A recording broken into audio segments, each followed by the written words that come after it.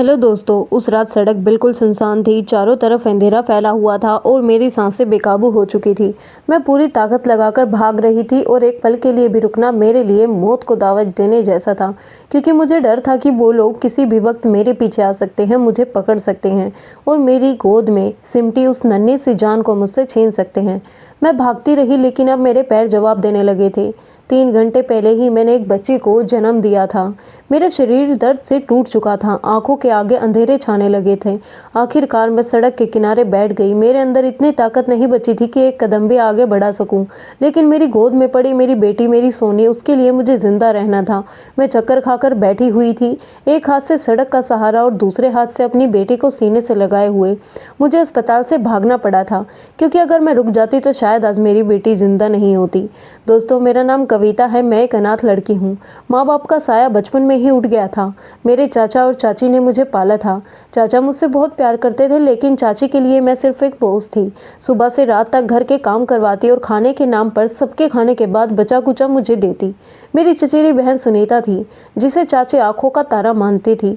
लेकिन मेरी जिंदगी ने उस दिन और भी बड़ा मोड़ ले लिया, जिस दिन सुनीता के मंगेतर ने सुनीता से संगाई तोड़कर मुझसे शादी करने की बात रख दी। उस दिन चाची पर जैसे आसमान टूट पड़ा। उनका गुस्सा मेरे पूरे अस्तित्व पर बरस पड़ा। उन्होंने मेरे बाल पकड़कर मुझे कमरे में बंद कर दिया। पूरा दिन एक बूंद पानी तक भी नहीं दिया। चाचा बूढ़े हो चुके थे। वो मुझसे प्यार तो करते थे, लेकिन चाची के सामने उनकी एक नहीं चलती थी। अगले दिन चाची ने दरवाजा खोला, एक जोड़ा कपड़ा मेरी तरफ फेंकते हुए बोली, इसे पहनकर तैयार हो जा, आज तेरी शादी है। मैं हक्का बक्का रह गई। किससे शादी? क्यों शादी? मुझसे कुछ पूछा नहीं गया, मुझे कुछ बताया भी नहीं गया। चाची की एक सहेली दूसरे शहर में रहती थी, उसके बेटे से मेरी शादी तय कर दी गई। मैंने कोई सवाल नहीं किया, क्योंकि मेरे पास ना हिम्मत थी और ना ही कोई अपना। शादी से पहले मैं चाचा के गले लगकर फूट फूट कर रोई थी। उन्होंने मेरे सिर पर हाथ फेरते हुए कहा, जाओ बेटा, जहाँ रहो खुश रहो। मैं अमित की दुल्हन बनकर उनके घर आ गई। मुझे लगा था कि अब मेरी जिंदगी बदल जाएगी, कि अब मुझे भी किसी का सहारा मिलेगा। पहली रात अमित ने मेरा हाथ थाम कर कहा था, मैं तुम्हें कभी अकेला नहीं छोड़ूंगा। उस रात उनकी मोहब्बत ने मेरे सूखे दिल पर जैसे बारिश कर दी थी, लेकिन ये खुशी बहुत छोटी थी। अगली सुबह मुझे मेरी औकात दिखा दी गई। मेरी सास ने दरवाज़ा पीटते हुए कहा, मैं तुझे बहू बनाकर नहीं लाई हूँ, नौकरी बनाकर लाई हूँ। मेरी बड़ी ननद ने साफ धमकी दी, इस घर में रहना है तो नौकरानी बनकर रहना। अमित सब देखता रहा, लेकिन बोला कुछ भी नहीं। मैं दिन रात काम करती और रात को अमित अपना प्यार जताने आते, लेकिन मेरे अंदर कुछ टूट चुका था। मुझे समझ नहीं आया था कि यह घर मेरे लिए नरक है। जब मैं बेहोश होकर गिर पड़ी तो डॉक्टर ने बताया, तुम माँ बनने वाली हो। मेरे अंदर एक नई उम्मीद जागी, लेकिन उसी पल मेरी सास ने कहा, हमें बेटा चाहिए। उस दिन मुझे एहसास हुआ, अगर मेरी कोख से बेटी पैदा हुई तो वो जिंदा नहीं रहने देंगे, और यहीं से मेरी सबसे बड़ी लड़ाई शुरू हुई। डॉक्टर की उस एक बात ने मेरे अंदर जैसे नई जान भर दी थी कि मैं मां बनने वाली हूँ। लेकिन उसी पल मेरी सास के शब्द मेरे कानों में जहर की तरह घुल गए, हमें बेटा चाहिए। मैं चुपचाप खड़ी उन्हें देखती रही। मेरे होठ कांप रहे थे, लेकिन आवाज़ बाहर नहीं आ पा रही थी। मैं जानती थी कि लड़का या लड़की भगवान की देन होता है, लेकिन इस घर में भगवान से ज़्यादा हुक्म मेरी सास का चलता था। उस दिन के बाद मेरी हर सांस डर में डूबी रहने लगी। दिन हो या रात, मुझे बस यही सोच खाए जाती कि अगर मेरी कोख से बेटी ने जन्म लिया तो उसका क्या होगा। मैं कई बार अमित से बात करना चाहती थी, उसे समझाना चाहती थी कि मुझे डर लग रहा है, लेकिन अमित हर बार यही कहकर टाल देता कि जो होगा देखा जाएगा। तुम अभी से क्यों परेशान हो रही हो? उसकी यह बेरुखी मेरे दिल को अंदर ही अंदर तोड़ रही थी, क्योंकि मैं जानती थी कि जिस आदमी ने मेरी खातिर एक शब्द अपनी माँ के सामने नहीं बोला, वह मेरी बेटी के लिए भी शायद कुछ नहीं करेगा। वक्त गुजरता गया और मेरे 6 महीने पूरे हो गए, लेकिन मेरे हालात में कोई फ़र्क नहीं आया। सुबह से लेकर रात तक मैं पूरे घर का काम करती, झाड़ू पोछा, बर्तन, खाना, कपड़े, सब कुछ। मेरी तबीयत अक्सर ख़राब रहती, लेकिन मेरी सास को इससे कोई फ़र्क नहीं पड़ता था। कई बार भूखे पेट ही सो जाती, कई बार चक्कर आते आते बसती। अमित अक्सर काम के सिलसिले में बाहर रहते और कई कई दिन तक घर नहीं आते थे। उन दिनों मेरी हालत और भी ख़राब हो जाती थी, क्योंकि घर में मेरी सुनने वाला कोई नहीं था। मैं रात को छुप छुप कर अपने पेट पर हाथ रखकर अपनी होने वाली बच्ची से बातें करती और उससे माफ़ी मांगती कि मैं उसे एक सुरक्षित दुनिया देने में शायद नाकाम रह पाऊँ। मेरे 9 महीने पूरे होने वाले थे, लेकिन तब भी मुझसे पूरा काम करवाया जाता था। किसी को यह फ़र्क नहीं पड़ता था कि मैं गर्भवती हूँ। जिस दिन मुझे पहली बार तेज़ दर्द उठा उस दिन भी मेरी सास ने मुझे ताना मारते हुए कहा कि पहले कपड़े धो ले, बाद में डॉक्टर के पास चलेंगे। मैं दर्द से कर्राती रही लेकिन मजबूरी में कपड़े धोती रही। जब दर्द असहनीय हो गया तब जाकर मुझे अस्पताल ले जाया गया। अस्पताल के बेड पर लेटे लेटे भी मेरा दिल ज़ोर ज़ोर से धड़क रहा था, क्योंकि मुझे अपने दर्द से ज़्यादा अपनी बच्ची की चिंता थी। कुछ ही देर बाद जब नर्स ने मुस्कुराते हुए कहा कि मुबारक हो, आपको बेटी हुई है, तो मेरे शरीर में जैसे बिजली दौड़ गई। खुशी से ज़्यादा डर ने मुझे जकड़ लिया। मेरे हाथ कांपने लगे और मैं नर्स के सामने हाथ जोड़कर रो पड़ी। मैंने उससे कहा कि प्लीज़ अभी किसी को मत बताना, नहीं तो मेरी बच्ची को मार देंगे। नर्स पहले तो हैरान हुई, फिर मेरी आंखों में डर और सच्चाई देखकर उसका दिल पे सीज गया। उस नर्स ने मुझे एक चादर दी, मेरी बच्ची को कंबल में लपेट कर मेरी कोख में रखा और कहा कि पीछे का दरवाज़ा खुला है, तुम्हारे पास आधा घंटा है, मैं बाहर वालों को संभाल लूँगी। उस पल मुझे लगा जैसे भगवान ने उसी नर्स के रूप में मेरी मदद की हो। दर्द से टूटे शरीर के बावजूद मैं अपनी बच्ची को सीने से लगाए अस्पताल के पीछे दरवाजे से भाग निकली। बाहर निकलते ही ठंडी हवा का एक झोंका आया, लेकिन मेरे पसीने नहीं रुके। मैं बस भागती चली जा रही थी, बिना यह सोचे कि कहाँ जाऊंगी, कैसे जीऊंगी। बस इतना जानती थी कि रुक गई तो मेरी बच्ची खतरे में पड़ जाएगी। भागते भागते मैं सड़क पर पहुंची तो मेरे पैरों ने जवाब दे दिया। 3 घंटे पहले बच्चे को जन्म देने वाला शरीर अब और नहीं चल सकता था। चक्कर आने लगे और मैं सड़क के किनारे बैठ गई। मेरी सांसें बेकाबू थी, आंखों के आगे अंधेरा छा रहा था। मैंने अपनी बच्ची को और कसकर सीने से लगाया और भगवान से बस यही दुआ मांगी कि किसी तरह हमें बचा ले। तभी एक गाड़ी मेरे पास आकर रुकी। उसमें से एक बूढ़ा आदमी और एक बूढ़ी औरत उतरे। उन्होंने घबराकर मुझसे पूछा कि बेटी, तुम यहाँ इस हाल में क्यों बैठी हो? मेरी आवाज़ रोते रोते टूट गई और मैंने बस इतना कहा कि मुझे एक छत चाहिए जहां मैं अपनी बेटी के साथ इज्जत से जी सकूं। शायद मेरी हालत देखकर उनके दिल में रहम आ गया। उन्होंने बिना ज़्यादा सवाल किए मुझे गाड़ी में बैठाया और अपने साथ ले गए उस जगह जहां से मेरी ज़िंदगी ने एक बार फिर करवट ली। वह बूढ़े आदमी और बूढ़ी औरत मुझे बिना कुछ पूछे अपने साथ ले आए थे। रास्ते भर मैं अपनी बच्ची को सीने से लगाए बैठी रही। मेरा दिल अभी भी डर से धड़क रहा था कि कहीं यह सब एक सपना न हो। गाड़ी एक बड़े से गेट के सामने रुकी। अंदर जाते ही मैंने देखा कि वह कोई साधारण घर नहीं बल्कि एक आलीशान सा मकान था। मेरे पैरों में अभी भी जान नहीं थी, लेकिन उन्होंने मुझे सहारा देकर अंदर पहुंचाया। उस औरत ने मेरे सिर पर हाथ फेरा और कहा कि डरने की कोई बात नहीं है, तुम और तुम्हारी बेटी यहाँ पूरी तरह सुरक्षित हो। इतने प्यार से बोले गए शब्द मैंने अपनी ज़िंदगी में बहुत कम सुने थे और उसी पल मेरी आंखों से आंसू बहने लगे। उन्होंने मुझे और मेरी बेटी को एक साफ सुथरा कमरा दिया, बिस्तर पर लेटाया और गर्म दूध ला कर दिया। मेरी बच्ची मेरे गोद में सिमटी हुई थी, जैसे उसे भी पहली बार चैन मिला हो। उन्होंने पूछा कि मेरा नाम क्या है और बच्ची का नाम क्या रखा है। मैंने कांपती आवाज़ में कहा कि मेरा नाम कविता है और बच्ची का नाम अभी नहीं रखा। उस बूढ़ी औरत ने मुस्कुराकर मेरी बच्ची को देखा और कहा कि यह तो बिल्कुल सोने जैसी है, इसका नाम सोनी होना चाहिए। उस पल मुझे लगा जैसे मेरी बेटी को एक नई पहचान मिल गई हो। उन्होंने मुझसे ज़्यादा कुछ नहीं पूछा। शायद मेरी हालत देखकर उन्हें समझ आ गया था कि मेरे जख्म अभी ताज़ा हैं। दिन बीतते गए और मैं धीरे धीरे उस घर में संभलने लगी। वह लोग मुझे माँ और बाबूजी कहने को कहते थे। उनके घर में नौकर चाकर थे, लेकिन फिर भी माँ खुद मेरी बच्ची को गोद में लेकर खिलाती थी और बाबूजी उसे देखकर मुस्कुराते रहते थे। मुझे पहली बार किसी घर में बेवजह का प्यार मिल रहा था और उनसे कहीं यही कहा था कि मेरे पति की मौत हो चुकी है और ससुराल वाले अच्छे लोग नहीं थे, उन्हें बेटा चाहिए था, इसलिए मेरी बेटी को नुकसान पहुंचा सकते थे। माँ बाबूजी ने बिना कोई शक किए मेरी बात मान ली और कहा कि अब तुम यहाँ रहो, तुम्हें और सोनी को कोई हाथ नहीं लगा सकता। समय जैसे पंख लगा कर उड़ने लगा। मेरी बेटी बड़ी होने लगी और मैं माँ बाबूजी की सेवा पूरे दिल से करती थी।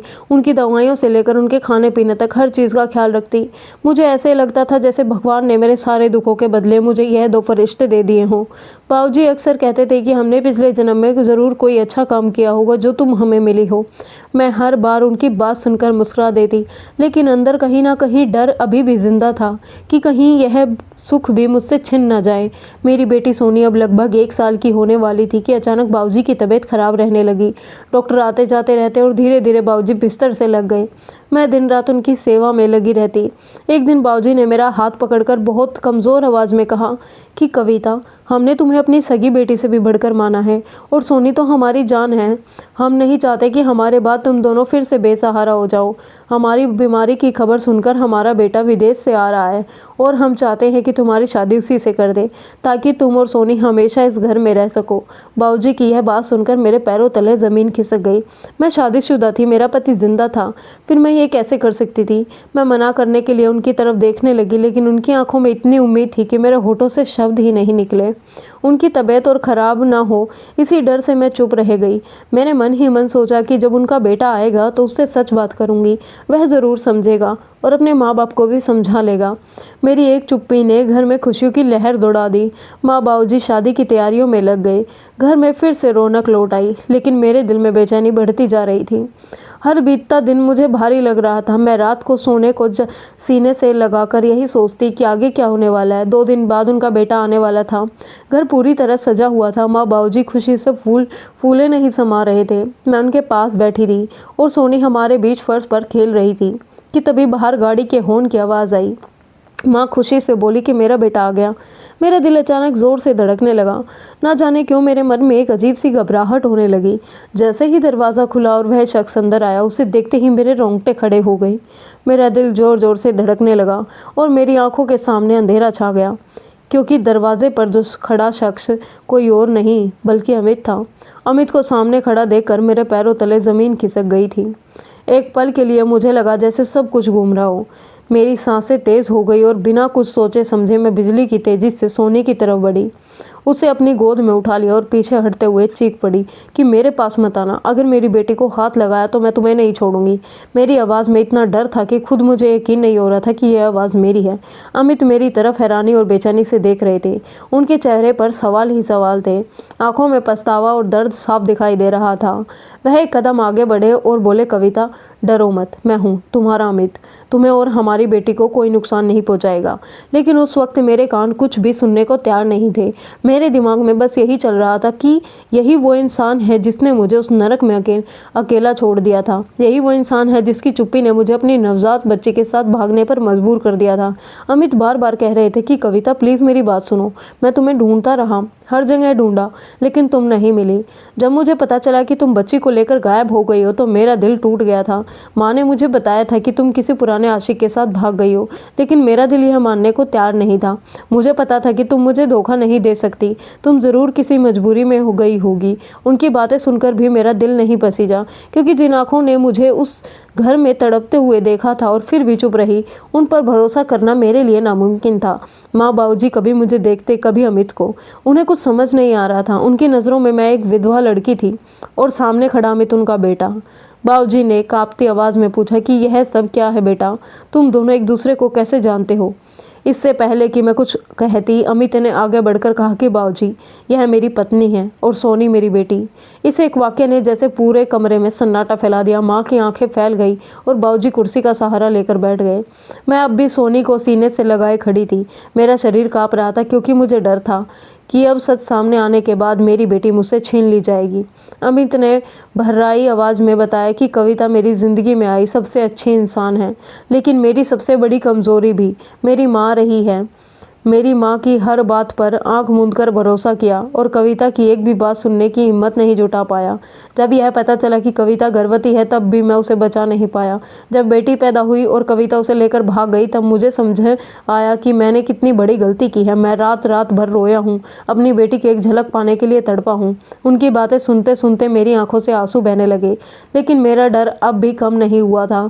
तभी बाबूजी ने सोनी को धीरे से मेरी गोद से लिया और अपनी बाहों में भर लिया। वह बच्चे उनकी छाती से लगकर हंसने लगी, जैसे उसे कोई डर ही ना हो। बाबूजी की आंखों से आंसू बह रहे थे। उन्होंने कहा कि भगवान ने हमें जो दिया वह हमारी अपनी ही बहू और पोती थी और हम पहचान ही नहीं पाए।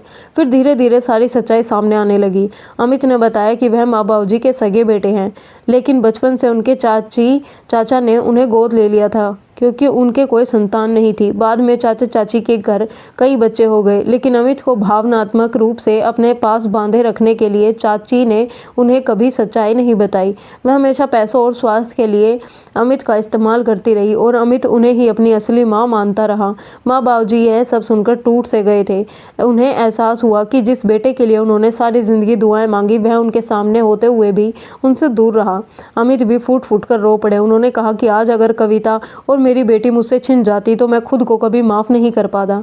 मैं जानता हूँ कि मैंने बहुत देर कर दी, लेकिन अब मैं अपनी ज़िंदगी की सबसे बड़ी गलती सुधारना चाहता हूँ।